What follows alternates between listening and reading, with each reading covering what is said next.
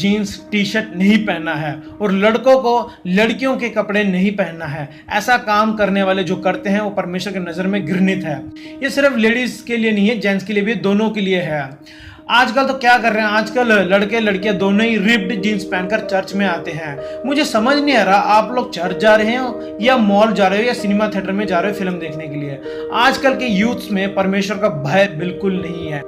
मंदिर गुरुद्वारे में भी लड़कियां सुहावने कपड़े पहनकर जाते हैं और मस्जिद में भी लड़कियां साल में एक बार जाते हैं और अपने आप को ढक कर जाते हैं। लेकिन चर्च में तो फैशन शो चल रहा है, जैसे मर्जी कपड़ा पहन लो। दोस्त में बहुत दुख की बात है, हम तो सच्चे परमेश्वर की आराधना करते हैं, फिर क्यों आपके अंदर डर नहीं है। मैं अपनी प्यारी बहनों से यही विनती करता हूं कि कम से कम चर्च में तो जीन्स टी शर्ट ना ही पहन कर आओ।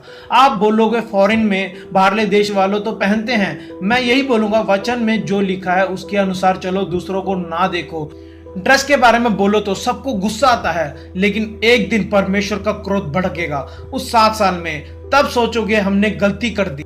चलो अभी टॉपिक पर वापस आते हैं। दोस्तों व्हाट्सएप तो सभी लोग यूज करते हैं, जिनके पास स्मार्टफोन है उनके पास व्हाट्सएप होता है। दोस्तों व्हाट्सएप ने तो कई लोगों का जीवन बर्बाद कर दिया।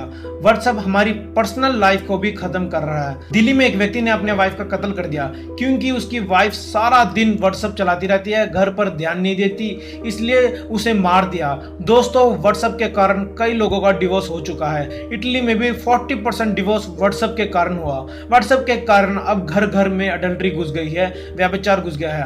व्हाट्सएप में सबसे ज्यादा पोर्न वीडियोस, गंदी वीडियो सर्कुलेट होता रहता है, जिसके कारण बच्चे भी गंदी वीडियोस के चपेट में आ रहे हैं। एक रिपोर्ट के मुताबिक आज मैक्सिमम बच्चों ने पोर्न वीडियोस देख ली है। आज मैक्सिमम हाउसवाइफ व्हाट्सएप या फेसबुक पर समय बिताती है। ये बहुत दुख की बात है। वचन में लिखा है बुद्धिमान स्त्री अपना घर बनाती है, अपना घर संभालती है। अपने आप को बुद्धिमान समझकर सब मूर्ख बनते जा रहे हैं। हम चर्च में आते हैं और कहते हैं यीशु तू ही मेरा खुदा है, लेकिन अब आपका खुदा मोबाइल बन चुका है, आपका खुदा फेसबुक व्हाट्सएप बन चुका है, आपका खुदा आपकी गर्लफ्रेंड बॉयफ्रेंड बन चुके हैं। आप लोग मूर्ति पूजा कर रहे हो। दोस्तों बाइबल में लिखा है तुम मूर्ति की पूजा ना करना, मुझे छोड़ किसी और को खुदा मत कहना। चर्च में आकर आप गीत तो गाते हैं, हर सुबह हर शाम गाएंगे यीशु नाम, लेकिन हर सुबह हर शाम मोबाइल ही उठाते हो और उसी का नाम लेते हो। सब लोग झूठ बोलते हैं, सब लोग फेसबुक इंस्टाग्राम व्हाट्सएप के गुलाम बनते जा रहे हैं। सीक्रेट सोसाइटी आपको कंट्रोल कर रहा है, इसका मतलब शैतान आपके अंदर कार्य कर रहा है। इसलिए हम सभी प्रार्थना नहीं कर पाते और यीशु के मार्ग पर नहीं चल पाते हैं। मैं ये नहीं कह रहा कि फेसबुक व्हाट्सएप पूरी तरह गलत है। फेसबुक व्हाट्सएप अच्छे काम के लिए भी यूज हुए हैं, जैसे यीशु मसीह के बारे में बताना, यीशु मसीह के रिलेटेड वीडियो शेयर करना।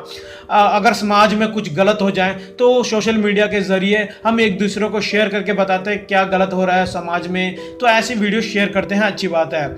ऐसे हमें अच्छे काम के लिए यूज कर सकते हैं। लेकिन हम ज्यादातर क्या करते हैं, फ्रेंड से चैटिंग करते हैं, फालतू के स्टेटस डालते हैं, सेल्फी खींच खींच कर फोटो अपलोड करते हैं और उसी में लगे रहते हैं। ये गलत है। इस चीज से मन फिराने की जरूरत है। इसलिए आज ही मन फिराओ, दुनिया की चीजों को छोड़कर प्रभु के पीछे चलो, क्योंकि यीशु मसीह कभी भी आ सकते हैं और हमें जिंदा उठा सकते हैं। रैप्चर कभी भी हो सकता है। जैसे यीशु मसीह ने कहा हमेशा तैयार रहो, क्योंकि तुम नहीं जानते तुम्हारा प्रभु किस घड़ी आ जाए। इसलिए अपने आप को तैयार करो, प्रार्थना करते रहो। अगर प्रभु के आगमन में देरी हुई तो मिलते हैं नेक्स्ट वीडियो में। जय यीशु मसीह की।